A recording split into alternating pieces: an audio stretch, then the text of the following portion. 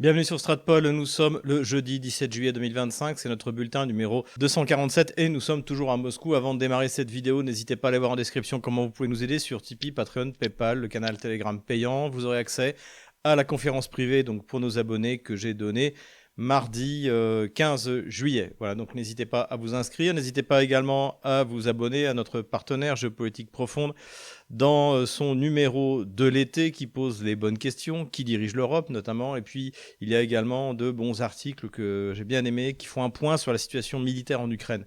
Un à la fois de Laurent Braillard, qui en ce moment est sur place, qu'on connaît bien sur Stratpol, et également de Sylvain Ferreira, qu'on connaît bien sur Stratpol. Voilà, donc n'hésitez pas encore une fois à vous abonner au magazine Géopolitique Profonde. Quelques considérations politiques générales et puis l'inventaire de ce qui m'a plu cette semaine. La première considération, évidemment, c'est le nouveau budget du régime socialiste français. Donc, comme malheureusement j'avais eu raison de l'annoncer, le pays en l'état est irréformable, pas plus que l'URSS ne l'était dans les années 80, à la fin des années 80. Le pays est allé trop profondément dans le socialisme. Seul un pays comme la Chine a pu avoir son Deng Xiaoping à partir de 1979 et sortir du socialisme pour revenir à une économie de marché. La France ne pourra pas simplement revenir comme ça à une économie de marché. Ça passera forcément par je dirais, une crise de la dette. Que d'ailleurs Marc Toiti nous annonce pour la rentrée, pour le mois de septembre. Et à partir de là, à partir des conséquences qui seront effectivement terribles d'une crise de la dette, eh bien, il y aura peut-être moyen, je pense même certainement, de faire sortir la France du socialisme, de refaire de la France une économie de marché. Mais bon, évidemment, quand vous y êtes depuis 1981, la France a basculé, et eh bien, c'est extrêmement compliqué, tant il y a toute une partie de la population qui est habituée à vivre chichement, mais avec une certaine sécurité. Et donc, c'est à partir du moment où cette certaine sécurité est brisée par la crise de la dette que là, les gens commencent à se rendre compte du mal qui leur a été fait de transformer, comme je l'ai dit, un peuple pieux, travailleur et courageux en partie, en tout cas, une partie de la population française qui est devenue paresseuse, peureuse. Et voilà. Et puis la piété, évidemment, là, on n'y est plus du tout. Mais cela dit, encore une fois, on aura les moyens de se redresser. On a 1500 ans d'histoire. Ce ne sera pas la première fois qu'on traversera une crise, et ça n'aura pas été la pire. Donc voilà, sans surprise, le régime d'Emmanuel Macron est bien sûr incapable de réformer l'économie française. Ce combat en France qui oppose les travailleurs face aux parasites, comme à l'époque des Gilets jaunes canal historique, c'est-à-dire parasites d'en haut et parasites d'en bas contre le peuple qui travaille, évidemment. Toute la Macronie joue un rôle énorme, et c'est le sujet de la dernière vidéo de notre ami Youssef Indy, que je vous recommande avec quelques concepts très intéressants, notamment l'état d'exception permanent qui était mis en place en fait depuis précisément cette révolte des Gilets jaunes, avec le Covid, avec une lutte contre le terrorisme dont on ne sait pas trop d'où il vient et que le finance. D'ailleurs, Youssef Indy fait remonter ça à l'époque de François Hollande, et donc on est en permanence en état d'exception. C'est devenu la norme. Et puis, bien sûr, le fait que des intérêts privés utilisent la puissance de l'État pour détruire l'économie française. Et c'est bien sûr la référence au cas que nous avons déjà évoqué d'Alstom et de ces suicides opportuns, on va dire, précisément de gens comme Dénessé ou comme le député Marleix qui avait mis le doigt sur ce scandale d'État qui aurait dû aboutir à des jugements pour haute trahison et puis à de la prison ferme pour certains acteurs. D'ailleurs, ce n'est pas terminé, l'affaire n'est pas terminée. On peut espérer qu'un jour ou l'autre, à l'occasion, par exemple, d'une reprise en main du pays par des nationaux conservateurs, eh bien, justice soit faite vis-à-vis de ceux qui ont pillé la richesse et l'innovation française. Ce qui nous a plu également cette semaine, c'est un article dans Le Figaro. Alors, c'est un article payant. Merci à celui qui me l'a fourni gratuitement. Donc, c'est une interview, en fait, par l'excellent Alexis Firtchak, que j'ai souvent cité. Et il interviewe un historien français, donc un historien de gauche, qui s'appelle Audouin Rouzot. Alors, c'est amusant parce que je me souviens qu'à Saint-Cyr, précisément, Monsieur Fourcade, qui était professeur de relations internationales, si je me souviens bien, nous avait parlé des travaux d'Edouard Rousseau et qui étaient fort intéressants puisqu'il s'est intéressé aux questions un peu sociologiques en fait de la Première Guerre mondiale, notamment sur le fait de s'interroger pourquoi est-ce que les Français et les Allemands d'un côté ont tenu si longtemps dans des conditions épouvantables. Finalement par ce patriotisme d'adhésion. Donc voilà, les travaux d'Audouin Rousseau, bien que ce soit un prof de gauche, sont intéressants. Comme il est de gauche sur le conflit ukrainien, évidemment, il est pour la guerre contre la Russie, il est pour ce néocolonialisme qui consiste à organiser un coup d'État d'abord en 2014 pour mettre un régime fantoche et coloniser les populations russes, c'est-à-dire en fait c'est 75% de l'Ukraine au moins, donc les coloniser et leur imposer une langue qui n'est pas la leur, et c'est ce qu'est en train de faire le régime, donc qui a été mis en place par les colons en 2014, et donc il soutient cette guerre impérialiste de l'OTAN contre les Russes de l'Ukraine, et depuis le début il est soutien de l'Ukraine, et là il donne une interview en revanche où, alors, à contre-cœur, il reconnaît que la guerre est déjà perdue et il fait une comparaison que nous avions fait par rapport à la situation de la Première Guerre mondiale, c'est-à-dire l'Allemagne, en fait, a perdu la guerre en 1918. Alors lui, il précise donc à l'été 1918, même si elle ne le sait pas, l'état-major allemand le sait, même si eux ne le sait pas. Donc ça, on a nous-mêmes fait cette comparaison. Sylvain Ferreira également a fait cette comparaison, et donc on est tout à fait d'accord, et il dit même que l'Ukraine a perdu la guerre après l'échec de son offensive en 2023. Elle l'a même perdu le 24 février 2022. En réalité, quand on fait le calcul des potentiels de l'Ukraine plus de l'OTAN le 24 février 2022, il est clair que il n'y a aucune possibilité pour cette coalition de l'emporter face à la Grande Russie. Donc, ce qui est intéressant, c'est que si un article sort comme ça, donc par un historien de gauche, dans un journal gaucho-centriste, qui est le Figaro, vraiment le fanzine de la bourgeoisie de gauche par excellence avec Le Monde, ça veut dire que les choses sont en train de changer dans les petites têtes de nos dirigeants politico-médiatiques. Donc ça, c'est un signe, je pense, extrêmement positif. Et puis, comme je l'avais dit, finalement, vous verrez bien qu'à la fin, tous ceux qui nous ont assuré que la Russie allait perdre et que l'Ukraine allait gagner seront tous d'accord avec nous. Donc, pour ceux qui ont le Figaro, l'article payant, eh bien, lisez-le, c'est vraiment intéressant. Puis, continuez à suivre les travaux de ce jeune journaliste, Alexis Firtzak. Dernière chose qui m'a plu cette semaine, c'est un article d'un site internet qui s'appelle Libna News, que je ne connaissais pas. Mais l'important, c'est que cet article m'a été recommandé par mon ami Yannick Jaffray, donc je vous recommande la lecture du Vladimir Bonaparte-Poutine, donc qui est une comparaison donc sur le redressement de la Russie par Vladimir Poutine et du redressement de la France par Bonaparte, avant la période impériale. Donc c'est évidemment c'est intéressant, et ça rejoint, ça m'étonne pas d'ailleurs qu'il soit tombé sur cet article, parce que ça nous décrit le personnage, en tout cas du point de vue politique, de J.D. Vance. Donc l'article s'intitule Lumière obscure, Vance et la gestion d'un pays sous une doctrine controversée. Et qu'est-ce que c'est que cette doctrine controversée ? Précisément, c'est la lumière obscure. C'est-à-dire, la lumière, c'est ce vers quoi veut se diriger J.D. Vance pour le bien de la nation américaine, et le côté obscur, c'est les moyens qu'il veut utiliser pour y parvenir. Voilà, je vous résume grossièrement. En tout cas, c'est un article vraiment intéressant, et ça confirme ce qu'on avait dit dans nos bulletins et nos interventions précédente, c'est-à-dire que J.D. Vance est sans doute aujourd'hui le personnage le plus intéressant, puisque, moi je me suis un peu lassé de Donald Trump, de le voir partir dans tous les sens, on va en reparler. Je pense que c'est quelqu'un qu'il faut suivre. J'espère que ce sera le candidat républicain dans 3 ans. J'espère qu'il arrivera à ce que le Parti républicain s'en sorte pas trop mal au mid-term d'ici un peu plus d'1 an. Et puis également, encore une fois, Marco Rubio, le ministre des Affaires étrangères, le département d'État, comme on dit aux États-Unis, qui me paraît aussi quelqu'un d'assez raisonnable au milieu de ce qui semble souvent être finalement une maison de fous. Voilà, donc allez lire cet article, c'est vraiment intéressant sur la doctrine et la praxis finalement de ce lien particulier entre J.D. Vance et Donald Trump, sachant qu'à l'origine, J.D. Vance était très critique vis-à-vis de Donald Trump.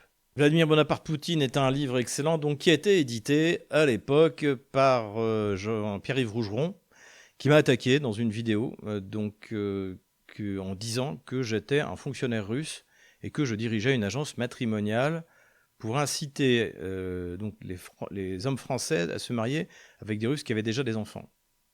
Alors je ne sais pas où il est allé chercher tout ça. Fonctionnaire russe, je suis binational, donc je ne peux pas être fonctionnaire en Russie. Et oui. Et puis agence matrimoniale, alors là, je ne sais pas où il allait chercher ça. Bon, bref, en tout cas, c'est assez décevant. Lui-même, il est souvent attaqué et quelquefois, il le mérite bien. Et j'avais toujours évité d'en rajouter une couche vis-à-vis de ceux qui s'en prenaient à lui, notamment depuis son lamentable débat face à Bégodeau. Et lui, comme s'il avait rien de mieux à faire, il me poignarde dans le dos. La grande classe. Mais passons maintenant aux nouvelles économiques. Et bien sûr, la première nouvelle économique, c'est que vous pouvez investir en Russie, venir vous ouvrir un compte en banque. Je crois qu'après, avec ce que prépare le régime socialiste français, il est plus que jamais le temps d'y penser. Donc pour ça, vous allez voir en description sur Divergence Service comment nous pouvons vous aider. Déclaration très intéressante de la part de l'ambassadeur de Russie en Inde, Denis Alipov, qui a fait quelques révélations sur la nature donc des transferts en fait du commerce entre la Russie et l'Inde, et on y apprend que 85% de ce commerce a lieu en monnaie nationale. Avec la Chine, on en est déjà à 90-95%. Donc en fait, quoi qu'il arrive, même avant la mise en place des systèmes de transfert interbancaire, de messagerie interbancaire, donc au sein des BRICS, en fait, la réalité qu'avait d'ailleurs souligné il n'y a pas très longtemps Laurent Nicolas dans un débat sur Ici Moscou, la réalité c'est que la dédollarisation, elle va se continuer quoi qu'il arrive, notamment par l'utilisation des monnaies nationales. Donc ça, c'est quelque chose d'extrêmement important. Et puis, ce qu'on observe aussi dans cette interview par cet ambassadeur, c'est que la gamme des produits d'exportation entre la Russie et l'Inde continue à croître. Et ça résout, notamment de la part de l'Inde, un problème qui s'était posé pour la Russie d'acheter du roupie, puisqu'il faut acheter du roupie pour acheter des produits indiens. C'est que, encore récemment, il n'y avait pas grand-chose à acheter d'intéressant pour la Russie en Inde. Or, au fur et à mesure que l'Inde continue de s'industrialiser et prend une part de plus en plus importante dans l'économie mondiale, eh bien évidemment, ce problème ne se pose plus. La Russie a besoin de ses yuan pour acheter des produits en Chine, elle a besoin du roupie pour acheter des produits en Inde. Donc le processus de dédollarisation continue, notamment grâce aux monnaies nationales. Mais ce n'est pas tout, puisque à partir du 1er septembre 2026, eh bien, la Douma vient de valider, la Douma c'est le Parlement russe, que le rouble numérique serait mis en place. Donc le rouble numérique ne remplacera pas le cash, ne remplacera pas la monnaie qui d'ailleurs est déjà numérique, sans être un rouble numérique, c'est déjà une monnaie numérique, hein, ce sont des lignes de code aujourd'hui, l'argent. Ce sera comme vous voulez, si vous voulez l'utiliser, mais a priori, ça permettra à n'importe quelle entité en Russie ou à l'étranger de s'ouvrir un compte en rouble. Alors, a priori, je n'ai pas encore le détail de l'architecture de ce système, mais directement auprès de la Banque centrale. Et donc là aussi, ça va permettre de commercer beaucoup plus rapidement, et ce sera aussi un moyen de contourner les sanctions. Donc, de ce point de vue-là, monnaie nationale, rouble numérique, les choses se mettent en place. Et le 1er septembre 2026, c'est déjà demain. Odessa est à vendre, comme nous l'avions annoncé quasiment depuis le début, depuis 2014. Évidemment que le résultat de Maïdan, ça va être le pillage, soit par les oligarques, mais ils sont déjà bien affaiblis, soit par des intérêts étrangers, de la richesse ukrainienne héritée de la Russie, puisque notamment c'est le cas d'Odessa. Odessa a été construit par la Grande Catherine, par l'Empire russe, après la défaite de l'Empire ottoman et du Khanat de Crimée dans cette région. Eh bien, Odessa a été une partie du port d'Odessa, en fait, des infrastructures portuaires d'Odessa, a été vendue pour 95 millions de dollars, ce qui n'est pas grand-chose, pour payer une dette à une structure américaine, évidemment. Donc, cela dit, accepter un morceau d'un port qui, si ça se trouve, d'ici 1 ou 2 ans, sera devenu russe, c'est un peu risqué, mais je crois que de toute manière, les débiteurs n'avaient pas vraiment le choix. Et une fois de plus, on voit à quel point il y a cette volonté depuis 2014, notamment le fils Biden, qui avait été immédiatement nommé au conseil d'administration de l'entreprise Burisma. Donc, cette volonté de prédation des élites mondialistes, notamment nord-américaines, vis-à-vis de l'Ukraine. Tout ça se confirme. Côté russe, économiquement, les choses vont plutôt bien, malgré le taux d'intérêt prohibitif de la Banque centrale, qui est toujours à 20%. La Russie a augmenté ses réserves d'or de 27% depuis le début de l'année. Donc ça, c'est plutôt un chiffre intéressant. Et surtout, l'économie réelle continue de se développer. Vladimir Poutine était à Magnitogorsk pour visiter un énorme conglomérat métallurgique et découvrir d'ailleurs les nouveaux systèmes, les modernes, notamment un four à coke qui travaille sans déchets. Donc, comme je l'avais dit, il y a une véritable préoccupation écologique de la part de Vladimir Poutine et qui continue d'ailleurs, la Russie, comme on l'avait annoncé, je crois que c'était il y a un peu plus d'un an, a annoncé qu'elle allait continuer à exploiter le charbon et à continuer à développer tout ce que permet de développer une industrie au charbon, mais évidemment en installant des systèmes écologiques et des filtres et des nouvelles technologies. Et donc c'est ce qui est en place à Magnitogorsk. Et Vladimir Poutine a également ouvert symboliquement par vidéoconférence la nouvelle autoroute entre Dutili et Atchit. Alors, je ne vais pas faire le malin, je ne savais pas où c'était. En fait, c'est à l'ouest de Yekaterinbourg, donc dans l'Oural. Et tout ça, pourquoi est-ce que j'en parle ? Eh bien, parce que ça montre que les grands projets nationaux continuent.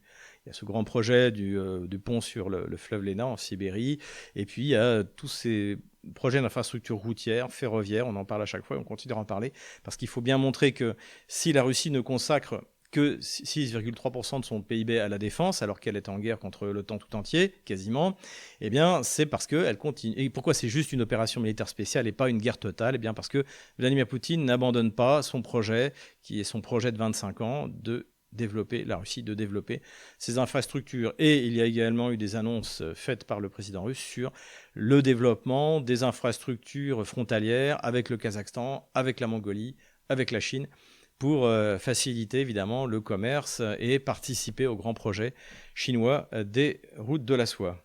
Routes de la soie qui vont aller au moins jusqu'en Égypte, puisque la Banque populaire chinoise, c'est la banque centrale chinoise, a signé un accord de coopération avec la banque centrale égyptienne. Donc là aussi, c'est tout un système de dédollarisation qui va se mettre en place pour les échanges. Et à terme, on peut espérer qu'une fois qu'Israël aura cessé de mettre la région à feu et à sang, eh bien, que le canal de Suez pourra fonctionner normalement et participer lui aussi à ce grand projet des routes de la soie. Politico-diplomatique maintenant, cette rubrique est très fournie cette semaine, je vais essayer de faire le plus court possible. Emmanuel Macron continue à mobiliser tout ce qu'on appellerait en Russie les structures de force, c'est-à-dire on a vu le directeur de la DGSE, le chef d'état-major des armées, on va en reparler dans l'Empire du mensonge, bien sûr le ministre de la Défense, le Cornu, et c'est lui que je retiens pour une interview qu'il a donnée, qui a été publiée le 9 juillet dans Valeurs Actuelles. Et donc dans cette interview, il fixe une ligne rouge, et oui, autant Vladimir Poutine n'a jamais fixé ligne rouge, ni a dit qu'il prendrait Kiev en 3 jours, ça c'est un mensonge. Autant, eh bien, là, pour le coup, c'est le Cornu qui fixe une ligne rouge, qui, je pense, est la ligne rouge de l'OTAN vis-à-vis de l'Ukraine. Et cette ligne rouge, c'est qu'ils ne veulent pas de la démilitarisation. Je rappelle qu'aujourd'hui, les exigences russes, c'est les 5 régions complètes dans leurs frontières administratives, c'est la dénazification, c'est-à-dire la fin des persécutions linguistiques et religieuses, et la démilitarisation. Pourquoi la démilitarisation ? Parce que si ce qui restera de l'Ukraine ne respecte pas la dénazification, dans ce cas, la Russie se réserve le droit d'intervenir, comme nous aurions dû intervenir, évidemment, au moment de la remilitarisation de la Rhénanie en 1936. Donc, comme je l'avais dit, à l'époque, les Russes ne feront pas la même erreur que Gamelin et la Troisième République, et c'est ça dont ne veut pas l'OTAN. Donc il est clair que même si l'OTAN, et c'est ce dont il est question, puisqu'après tout, si la ligne rouge, c'est la démilitarisation, ça veut dire que la question d'abandonner les territoires qui appartiennent désormais à la Russie est déjà à l'ordre du jour. Donc si l'OTAN refuse la démilitarisation, ça veut dire, qu'il y a toujours la prétention de faire de l'Ukraine une anti-Russie qu'on pourra jeter le cas échéant contre la Russie pour servir de base à des opérations terroristes, des opérations de déstabilisation. Et 2, c'est qu'il n'y aura pas de dénazification. Donc les Russes et les russophones continueront à être persécutés par la satrapie qui sera mise en place à Kiev avec Zelensky ou un de ses successeurs. Cela dit, je pense que sa ligne rouge, le Cornu, eh bien, je pense qu'il peut la garder pour lui, parce que ça n'empêchera pas les Russes d'obtenir ce qu'ils souhaitent, parce qu'il est hors de question d'avoir à remettre le couvert, de repartir dans une guerre de haute intensité dans 5 ans, parce que tous les résultats de l'opération militaire spéciale n'auront pas été atteints. Et visiblement, ce ne seront pas les États-Unis qui vont empêcher la Russie d'atteindre ses objectifs, puisque tout le monde attendait lundi la déclaration de Donald Trump. Il allait y avoir des sanctions comme il n'en avait jamais vu. C'est ce que nous avait dit Jean-Noël Barrot. Il allait de nouveau livrer des armes, des missiles, des Tomahawks qui allaient permettre de taper dans la grande profondeur du territoire russe, jusqu'à 1000 km, 1500 km, etc., etc. Et finalement, eh bien, la montagne Trump a accouché d'une souris, puisqu'il a dit qu'il allait, oui, donner des armes qui seraient finalement en fait données par des armes américaines qui seraient données par les pays européens qui pourraient se rééquiper auprès du complexe militaire-industriel américain avec des armes encore plus modernes et que ça allait rapporter beaucoup d'argent aux États-Unis. Donc pour l'instant, on ne sait pas qui est prête à participer. Après, le Danemark, je crois, les Pays-Bas ont dit qu'ils n'étaient pas contre. L'Allemagne a dit non, la France a dit non. Si on en croit la presse, encore une fois, l'Italie a dit non, la Tchéquie a dit non, la Hongrie a dit non. Je pense que la Slovaquie aussi a déjà dit non. Donc on ne sait pas trop de quel armement il s'agit, combien il y en a à avoir. Bon, ce qui est clair, c'est que tout ce qui avait été donné par Biden finira d'être livré. Normalement, ça doit être fini à la fin de cet été. Mais il reste plus grand-chose. Donc pour l'instant, en l'état, Washington ne donne pas d'armes. Ils sont prêts à en vendre si jamais les Européens ont de l'argent. Et ne financera plus, ça c'est clair, ne financera plus l'État ukrainien. Donc c'est pour ça que Van der Leyen est en panique et est en train d'essayer de nous vendre un projet à 2000 milliards de dollars pour financer l'armée ukrainienne, l'Ukraine jusqu'en 2030. Parce que c'est les deux risques pour l'Ukraine, c'est l'effondrement militaire et l'effondrement financier, parce que pour l'instant, ce sont, chers amis français, vos impôts qui payent la corruption de l'État ukrainien. Et puis sur la question des sanctions, eh bien, Donald Trump a dit qu'il donnait 50 jours à Vladimir Poutine pour arriver à un accord de paix. Donc là, évidemment, ça a fait rire tout le monde en Russie. Alors, ça n'a pas fait rire tout le monde, visiblement, dans les médias occidentaux.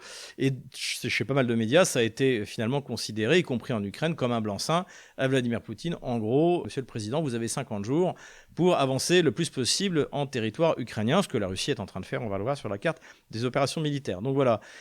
Cela dit, de ce que j'ai vu un peu dans les médias de grand chemin, notamment sur LCI, certains évidemment espéraient encore une fois le miracle. On est dans la pensée magique depuis 3 ans et demi. Mais globalement maintenant, quand Trump annonce qu'il va faire une grande déclaration, tout le monde attend de voir.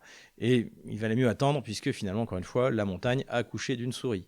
Changement ministériel en Ukraine. Donc le Premier ministre Shmyhal est devenu ministre de la Défense. Le ministre de la Défense est parti ambassadeur aux États-Unis puisque sa famille s'y trouvait déjà. La guerre, c'est pas pour les élites ukrainiennes, c'est pour les gens dans la rue. Ça, c'est une première chose. Et donc, le Premier ministre est une femme, une favorite de Yermak, qui est le directeur de cabinet de Zelensky, qui est vraiment l'homme qui contrôle le régime de Zelensky. Et donc, si on en croit la députée ukrainienne Madame Skorokhod, qui est une députée du parti de Zelensky au service du peuple, eh bien, le Svyridenko n'a absolument pas le niveau pour être Premier ministre. Donc, ça veut dire que le gouvernement, toutes les structures seront dirigées directement par ce même Yermak. Voilà. Un petit peu, ça veut dire surtout consolidation du bloc autour de Zelensky, c'est-à-dire que Zelensky n'est pas prêt de tomber.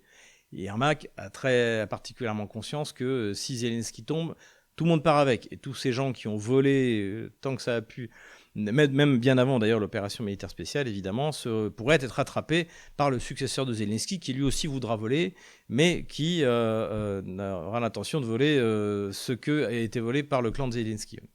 Autre information intéressante également que donne Madame Skorokhod, c'est que le journaliste lui demande est-ce que c'est une pression du côté des Américains ?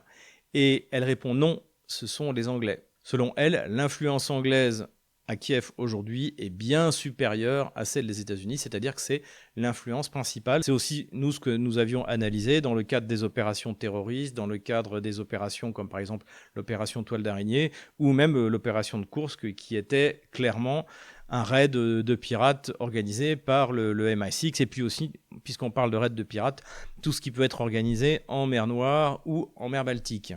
Bonne nouvelle qui nous vient d'outre-Atlantique, de Marco Rubio, donc du département d'État américain, les affaires étrangères, puisqu'il a décidé de licencier 1350 diplomates, membres du département d'État américain. Aucun des diplomates qui sont en poste à l'étranger, en revanche, ceux qui travaillent à l'intérieur du département d'État aux États-Unis, et notamment ce que déplore le New York Times, qui est un fanzine démocrate américain. Donc ce que déplore le New York Times, c'est que ce sont des spécialistes de la Russie et de l'Ukraine, et notamment la section qui s'occupait de documenter les crimes de la Russie en Ukraine. Et donc ça, évidemment, ça a fait beaucoup de peine au New York Times. Et donc, on peut considérer ça comme un signe positif. On avait relevé également le bon contact en Malaisie entre Rubio et Sergueï Lavrov il y a une semaine. Sergueï Lavrov, puisqu'on en parle, le ministre des Affaires étrangères russe s'est rendu en Corée du Nord et en Chine.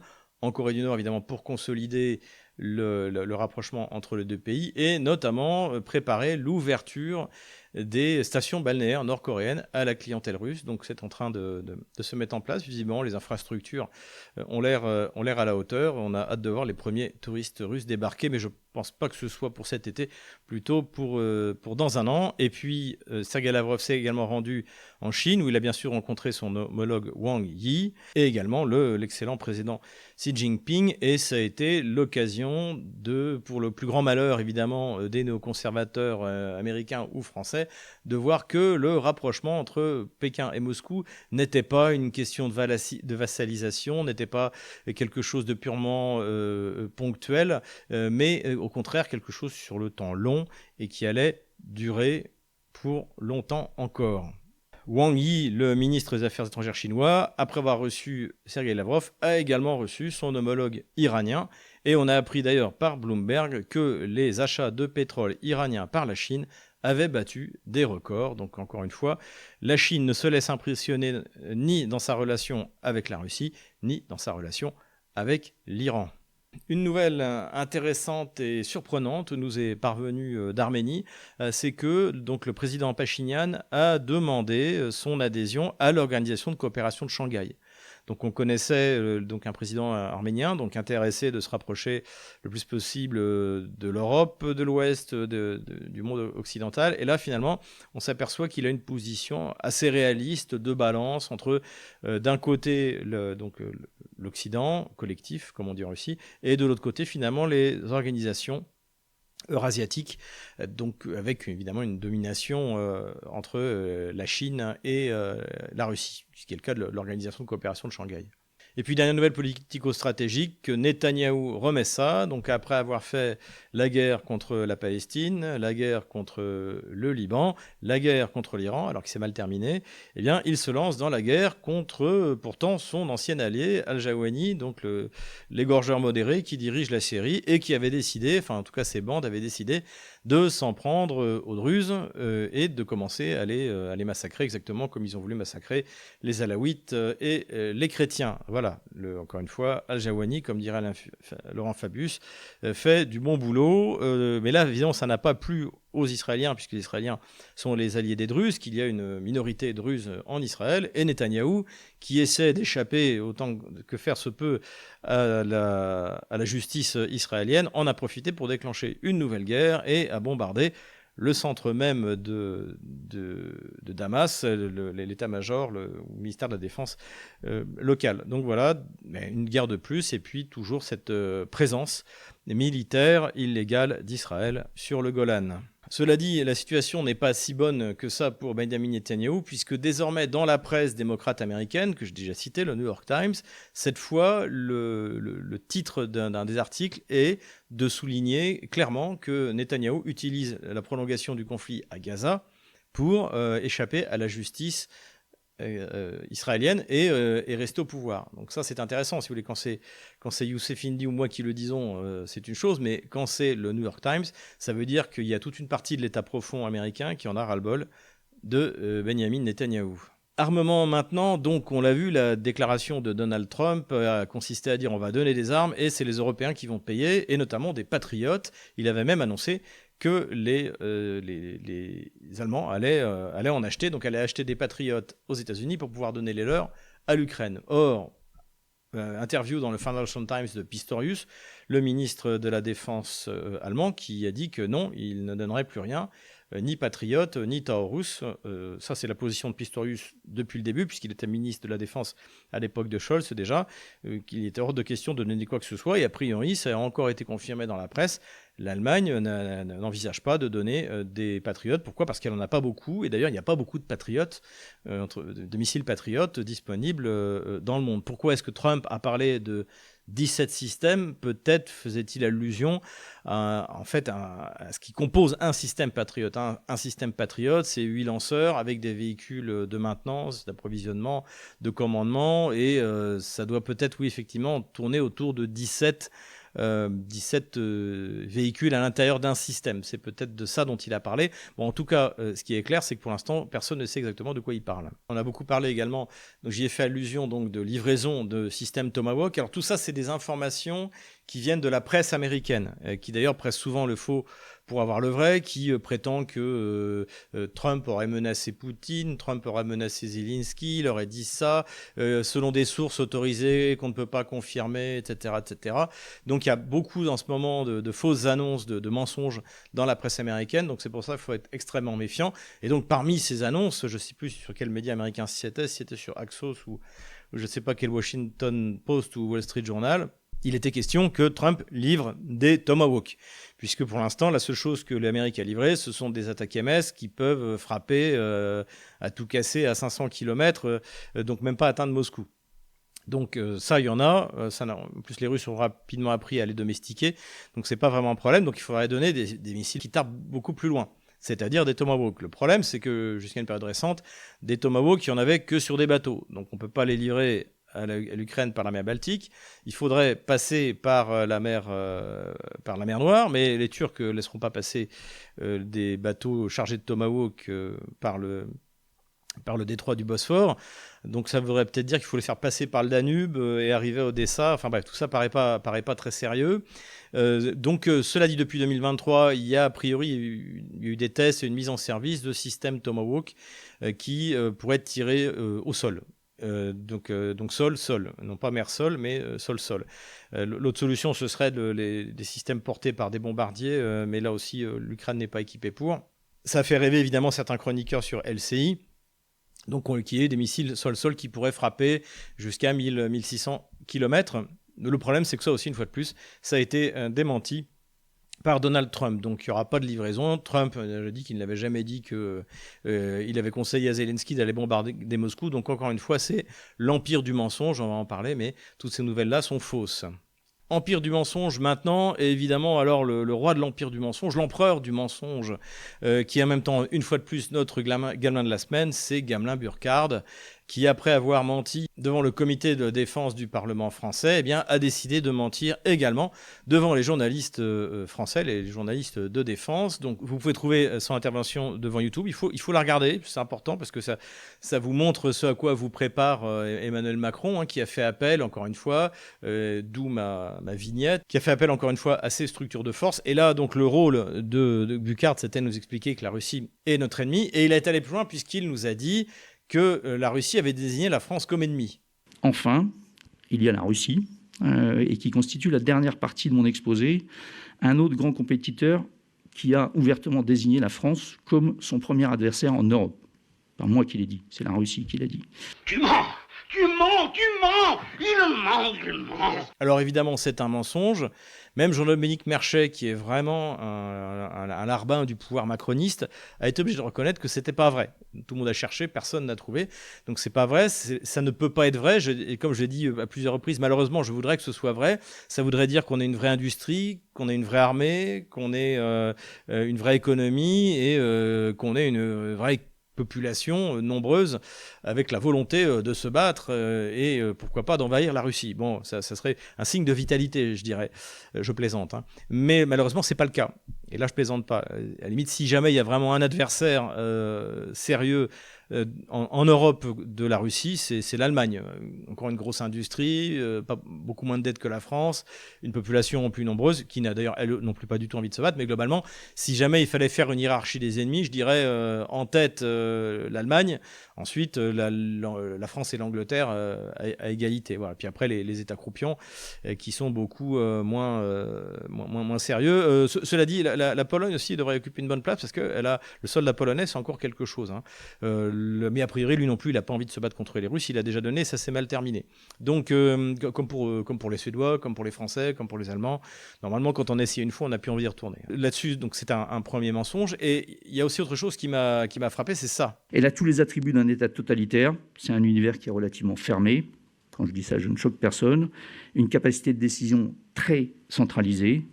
Et également un conditionnement de la population dès le plus bas âge, qui est quelque chose qui est à bien prendre en compte. Mais je pense que Poutine, depuis les années 2000, a vraiment remis l'endoctrinement, et en particulier au niveau des plus jeunes, un endoctrinement extrêmement fort.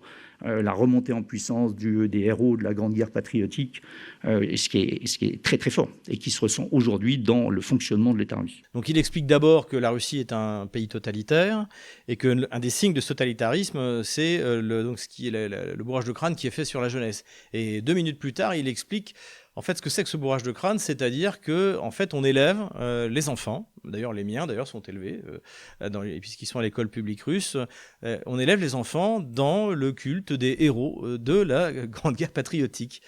Et donc, c'est-à-dire que ça, en fait, c'est du totalitarisme. Hein. Alors, évidemment, en France, on n'est pas élevé dans le totalitarisme, hein, puisque nos enfants ne sont pas élevés dans le respect des héros de la Première Guerre mondiale. La deuxième, c'était quand même beaucoup moins brillant, mais la Première Guerre mondiale, c'est quelque chose. Et encore une fois, la solidité du poilu dans les tranchées, sa patience, c'est toutes ces valeurs viriles et patriotiques, c'est quelque chose qui vaudrait le coup d'être inculqué dans la tête de nos chères petites têtes blondes. Eh bien, non, c'est pas le cas. En fait, il faut pas. C'est du totalitarisme. Donc en fait, quand même, accrochez-vous bien. Ce que reproche Gamelin-Burkhardt à la Russie, qui est considéré comme du totalitarisme, c'est que les enfants soient élevés dans le culte des héros qui ont gagné la guerre. En plus, voilà. C'est une vraie perle. Et puis sinon, alors aussi, il n'y a pas que ça. Hein. Sur la Russie, il est extraordinaire. Mais sinon, il y a aussi le réchauffement climatique, qui visiblement, pour le ministère de la Défense, est un véritable problème. Je ne sais pas combien de fois il en parle. Le problème de l'Afrique, notamment, selon Burkhardt, c'est le réchauffement climatique. Il fait chaud, en fait, en Afrique. Donc, on est dans du n'importe quoi. Et puis, il y a bien sûr le petit coup sur la Chine, hein, pour faire plaisir aux grands frères néocons américains, l'Indo-Pacifique, etc., etc. Donc, il nous a fait la totale et il appartient pour cela, pour toujours, jusqu'à la fin de sa vie, à l'empire du mensonge. Et c'est un gamelin hors compétition, un peu ce qu'était Dourakovlev il y a encore 2 ans. Là, on l'entend un peu moins et de temps en temps, il dit même des choses intelligentes, notre Dourakovlev préféré. Mais là Burkhardt a vraiment pris le relais. Dernier petit point sur l'empire du mensonge, je voulais souligner encore une fois le poids des mensonges habilement distillés. Et j'en ai noté 2. Le premier, on en avait déjà parlé, je crois que c'était dans notre bulletin précédent, c'était ce qui était sorti comme quoi Wang Yi, le ministre des Affaires étrangères chinois, avait dit à ses homologues européens qu'il le soutiendrait la Russie jusqu'au bout parce qu'il ne voulait pas qu'elle perde la guerre. Aujourd'hui, ce mensonge, parce que c'est un mensonge, jamais un diplomate chinois demandé à Laurent Michelon ce qu'il en pense ne dirait un truc pareil. C'est pas du tout la voie médiane suivie par la diplomatie chinoise depuis des millénaires. C'est totalement invraisemblable. Et pourtant, maintenant, c'est repris. C'était évidemment repris par le grand architecte, enfin plutôt le disciple du grand architecte Alain Bauer sur LCI, une nouvelle fois, qui balance ça comme une évidence et qui balance aussi comme une évidence ce soi-disant rapport du FSB qui s'inquiète de l'influence chinoise en Sibérie et qu'il y a de l'espionnage, etc., etc. Donc ça aussi, on en avait parlé il y a quelques semaines. Et ça aussi, c'était sorti dans le fanzine de New York Times où on nous expliquait qu'en fait, ce document avait filtré grâce à un groupe de hackers et que le New York Times avait vérifié auprès de 6 agences occidentales de renseignement qui avaient confirmé que ce document était un vrai. Et ça, vous êtes obligé de le croire. Alors évidemment, ça a été repris, je crois que c'était par la Dépêche, sans aucun recul, en prenant ce bobard absolu comme une vérité fondamentale. Et c'est repris maintenant. Et en fait, ils citent leurs propres mensonges. Et c'est ce que le grand architecte a dit de faire à Alain Bauer quand il lui a dit qu'il fallait qu'il cite ces 2 énormes bobards. Mais cela dit, en fait, la manière dont ces mensonges sont distillés, c'est extrêmement intéressant. Une information non confirmée est envoyée dans la presse occidentale et après, elle est utilisée comme une vérité révélée. Hein, on reviendra beaucoup sur ces techniques de mensonge. L'IFRI les utilise beaucoup également, notamment Dominique Minic, on en a parlé là aussi également. Et nous revoilà sur la carte des opérations militaires. Alors, on va commencer par les frappes dans la profondeur, Côté ukrainien, on a frappé surtout dans la région de Belgorod, mais sur des objectifs civils. Je n'ai rien vu de militaire. Il y a eu plusieurs morts, notamment, et des enfants blessés. Les Russes ont continué leur frappe sur la profondeur. Il n'y en a pas eu beaucoup à Kiev, puisqu'il y avait l'envoyé spécial de Donald Trump, le général Kellogg. Donc là, il est reparti. Donc les bombardements devraient reprendre sur un rythme assez semblable à celui de la semaine dernière. Mais pour autant, les Russes ne sont pas restés l'arme au pied en ce qui concerne les bombardements à la profondeur. Ici, un camp d'entraînement a été une nouvelle fois bombardé à Chotska. C'était déjà arrivé il y a quelques semaines. Les Russes ont largement frappé à l'ouest de l'Ukraine, là où il y a des infrastructures militaro-industrielles. L'usine Motor a été bombardée à Lux. L'usine Electron a été bombardée à Lvov. Elle fabriquait des téléviseurs à l'époque soviétique. Et là, visiblement, elle fabrique des sous-ensembles pour les drones. Intéressant aussi, l'usine Barlinek, qui est une usine polonaise, a été frappée à Vinnytsia, ici. Donc ça aussi, ça veut dire que l'idée d'implanter des usines en joint venture avec des sociétés ukrainiennes n'est pas une bonne idée, puisque l'énergie est instable et qu'on peut être évidemment la cible des tirs russes. Il y a également eu des bombardements à Tchernivtse, ici, à cet endroit-là. Et plus au sud, également des bombardements du côté de Izmail. Ici, donc, je rappelle, Izmail, c'est le port sur le Danube. Donc avec le Danube, on peut aller jusqu'à Vienne, mais l'idée aussi, c'est d'utiliser le Danube pour le transport à partir du détroit du Bosphore. On remonte, on cabote le long de la Bulgarie, de la Roumanie, et à partir des ports roumains, on part au Danube et on débarque en Ukraine. Voilà, c'est un peu l'idée. Et donc le port principal le long du Danube, c'est Izmail. Donc c'est pas la première fois qu'il est bombardé. Et là, il l'a été évidemment. Ça aussi, c'est une remarque qu'on peut faire, c'est-à-dire quand on nous explique que les Ukrainiens ont chassé les Russes de la mer Noire, c'est totalement faux. Le seul port qui est neutralisé, c'est Sébastopol, mais Novorossiysk fonctionne parfaitement. Alors que Odessa, qui est le principal port ukrainien en mer Noire, est en permanence la cible des bombardements russes. Rien de notable le long du Dniepr. Du côté de Zaporozhye, l'armée russe continue de pousser. Donc le ministère de la Défense russe a validé la prise du village de Kamianskoye ici, et donc il avance toujours sur Plavne. Plus au nord, les Russes continuent à avancer. Ils ont pris le village de Voskresenka ici. Ils se sont emparés du village de Gruchovskoye ici, de Novokhatskoye ici, et sont en train de prendre Zelenegay au moment où je vous parle. Personne ne peut dire exactement ce qu'il est devenu de ces unités chaudronnisées ici. Est-ce qu'elles ont réussi à s'enfuir ou est-ce qu'elles vont se faire définitivement encercler et ouglédariser? Nous le saurons bientôt. Plus au nord, l'encerclement s'accélère de la localité de Pakrovsk. Comme on le voit, les Russes se sont rapprochés à la fois au sud et au nord. Donc au sud, ils se sont emparés de Novoukrenka. Ils ont définitivement nettoyé la localité de Zvirovo, ici. Et plus au nord, là, l'avancée a été encore plus impressionnante, puisque les Russes se sont emparés de la localité de Mayak, de Voïkovka, ici, de Fedorovka, ici. Ils sont entrés dans Zatishok, à cet endroit-là, et sont en train de prendre Krasny Liman ici pour s'emparer de Rodinskoye ici, ce qui leur permettrait de contrôler physiquement la principale artère d'approvisionnement de Pakrovsk. Et donc il ne resterait plus qu'à contrôler celle-là, mais comme on le voit, par rapport à la position actuelle de l'armée russe, évidemment que cette ligne d'approvisionnement est sous contrôle des feux russes. Donc là, on est à sans doute quelques jours de l'encerclement opératif de Pakrovsk. Et après, la question va être de savoir si l'état-major otano-kievien donnera l'ordre d'évacuer cette grosse agglomération ou s'ils vont préférer les ouglédariser, puisqu'on sait que ce sont les marketologues qui prennent les décisions et pas les militaires dans l'armée otano-kievienne. À voir dans les semaines qui viennent. Les Russes ont totalement nettoyé la localité de Popovyar et sont a priori rentrés dans Poltavka. Les choses vont mal également au sud de Konstantinovka. Les Russes continuent d'avancer dans la localité de Yablonovka ici. Ils ont pris la localité de Novospasskiy ici et ont coincé la garnison de Cherbanovka à cet endroit-là, comme on le voit. Alors là aussi, la question, l'ordre de retraite a-t-il été donné? Les Ukrainiens ont-ils décidé de s'enfuir par eux-mêmes, on devrait bientôt être fixé. Mais comme on le voit, l'OTAN est toujours incapable d'organiser la manœuvre la plus simple de retraite. C'est déjà une opération trop complexe pour leur état-major. Les Russes continuent à pousser à partir de Tchassovia et de Stupochka, mais j'attends encore un peu pour mettre la carte à jour. Plus au nord, les Russes continuent leur effort pour reprendre Krasny Liman. Donc là, on le voit, ils consolident leur position et ils continuent donc à progresser vers la localité. Plus au nord, a priori, là, l'encerclement opératif de la ville de Kupiansk se confirmerait. Il y aura même eu une avancée de ce côté-là de la rivière Oskol, mais j'attends confirmation avant de modifier la carte. Les Russes ont amélioré leur position à l'ouest de la localité de Milovo, à cet endroit-là. Donc ils continuent à pousser vers de Veliki Burluk, qui est l'objectif dans la région.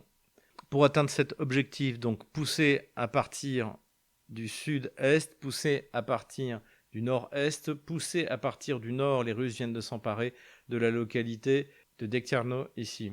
Et vraisemblablement également pousser à partir de Volchansk, puisque les Russes sont passés de l'autre côté de la rivière Vovcha et se sont emparés de cette zone industrielle ici. Au niveau de la région de Soumy, les Russes ont avancé et se sont vraisemblablement complètement emparés de Yunakovka et donc sont en train d'avancer dans la direction de Marino à cet endroit-là. Les Russes sont reculés au niveau de Novokonstantinovka et de Kondratovka, mais cette petite contre-offensive ukrainienne est prise sous les feux massifs des bombes planantes russes, donc je ne pense pas que ça aille très loin. Voilà, je retire la ligne de front de la semaine dernière. Voilà où nous en sommes le jeudi 17 juillet 2025. Voilà, c'est tout pour aujourd'hui. J'espère que cette vidéo vous a plu. Comme vous le voyez, eh bien, les nouvelles sont bonnes pour la Russie. Nous avons 50 jours devant nous, 45 maintenant, pour avancer le plus loin possible dans le territoire ex-ukrainien. Eh bien, nous allons en profiter, nos armées russes, puisque bien sûr nous sommes du côté de l'armée russe, vont largement en profiter. Du côté diplomatique, les choses vont bien. Du côté économique, vous le voyez, la Russie continue à se moderniser, ses infrastructures. Donc, tenez bon, courage, on les aura.